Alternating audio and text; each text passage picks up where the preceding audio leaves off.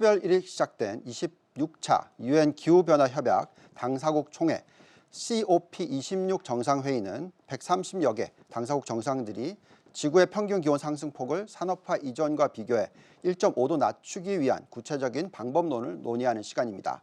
이 COP26에서 우선 조 바이든 대통령이 월요일 세계 정상들에게 온실가스 감축을 위한 주요 정책이 불확실한 상황에서도 2030년 말까지 온실가스 배출량을 절반 이상 줄이겠다는 약속을 지키겠다라는 말을 했습니다. 자, 또한 여기서 굉장히 중요한 포인트가 나오는데요. 바이든 부통령이 전 트럼프 대통령 아래 기후변화에 대해서 항상 미국이 모범을 보이지는 않았다라고 인정을 했습니다. 그리고 또 앞으로는 미국이 현 정부가 기후변화에 대한 약속을 지키기 위해서 행동을 보여주기 위해서 초과 근무를 실시하고 있다라고 얘기까지 했습니다. 자, 여기에 중국의 시진핑은 이 회의에는 참석하지 않았지만 COP26 특별 정상회의에 보낸 서면 성명에서 선진국은 기후변화 대응을 위해서 더 행동해야 할 뿐만 아니라 개발도상국이 더 잘 대응하도록 많이 지원을 해줘야 한다라고 강조했습니다. 또 행동해야 목표가 실천될 수 있기 때문에 실질적인 행동에 초점을 둬야 되는 그런 정책들이 필요하다라고 얘기를 했고요. 당사국은 기후변화 대응 조치 이행을 위해서 약속을 지키고 현실적인 목표와 비전을 만들고 국가별 상황에 따라 최선을 다해야 한다라는 얘기까지 했습니다.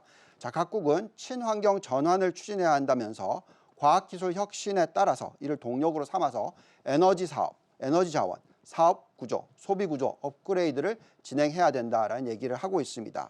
자, 아직 글로벌 기후변화에 대해서 글로벌 리더들이 완벽한 모습을 보여주고 있는 것은 아닙니다. 하지만 어쨌든 방향은 올바른 방향으로 가고 있다라고 판단이 듭니다. 이런 정책 환경 아래에서는 업종과 산업, 종목 투자가 정말로 소중해집니다. 우선 탄소 배출 제로 테마 아래서 전기차의 성장성은 계속적으로 크게 나타날 것입니다.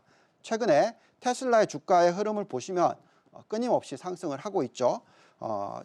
과거에 연초 고점이었죠. 900달러를 돌파를 했었을 때 저희가 잔존가치 모델을 돌려봤었을 때 적정가치는 1100달러가 넘는다라고 말씀을 드렸었고요. 또 1000달러를 돌파를 했었을 때 다시 한번 돌려봤더니 1200달러가 넘는다라고 말씀을 드렸습니다. 그때 1200달러를 넘었으면 어느 정도 차익 실현을 해볼 만한 타이밍이다라는 얘기까지 해드렸습니다. 하지만 관련해서 오늘 수정해서 말씀을 드리겠습니다. 다시 저희가 모델을 돌려봤더니 테슬라의 적정 가치는 1206불에서 1365불로 큰 폭으로 상승을 했습니다. 지금 앞으로 계속해서 이 전망치가 수정이 되고 있다는 것을 말씀을 드립니다. 테슬라의 상승폭은 앞으로 어떻게 될지 계속 지켜봐야 된다고 말씀을 드리겠습니다. 만약에 테슬라 투자를 놓친 경우에는 우리는 신재생 에너지에 대한 투자를 적극적으로 추천을 해드리고 있습니다. 테슬라 비중을 가장 많이 가지고 있는 이 신재생 에너지 관련 ETF로는 QCLN이라는 것이 있습니다. 하지만 주가 추이를 보면 아직도 연초 고점인 89.99달러를 돌파하지 못하고 있는 상황입니다. 하지만 현재 주가 대비해서 앞으로 상승 여력이 얼마나 남아 있는지 보면 거의 한 32% 정도의 상승 여력이 남아 있다라고 지금 나타나고 있습니다. 자, 또한 다른 신재생 에너지 관련된 ETF들을 좀 들여다볼까요? 정말 많은 신재생 에너지 관련된 ETF들이 미국에 상장이 되어 있습니다. 대표적으로 7개 정도를 뽑아봤습니다. 첫 번째는 TAN이라는 종목인데요. 태양광 관련된 ETF이고요. 상승 여력이 굉장히 높게 나타나고 있습니다. 또한 PBD라는 ETF가 있는데 이 종목은 신재생 에너지 중에서 기업들 중에서 미국 기업들이 아닌 글로벌 기업들의 비중이 70%가 넘는 ETF입니다. 그 다음에 FAN이라는 ETF가 있습니다. 이는 풍력 관련된 ETF입니다. 또 DSI는 ESG 관련된 ETF로 볼 수가 있겠습니다.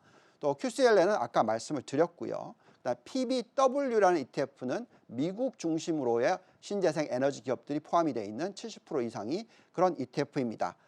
또한 마지막으로 SMOG라는 ETF가 있고요. 이 종목도 상승 여력이 상당히 높게 나오고 있습니다. 향후 전기차와 그리고 신재생 에너지 산업의 성장은 지금 규모에 비해서 10배, 20배 얼마나 올라갈지 정확한 정답은 없습니다. 우리가 테슬라 투자를 할 때 흑자 전환이 했었을 때 투자를 늘려야 된다고 말씀을 드렸죠. 지금 신재생 에너지 관련 주식들은 흑자 전환을 이미 한 상황입니다. 물론 보조금들이 들어가고는 있지만 앞으로 성장이 워낙 높기 때문에 추가적인 상승을 할 수가 있습니다.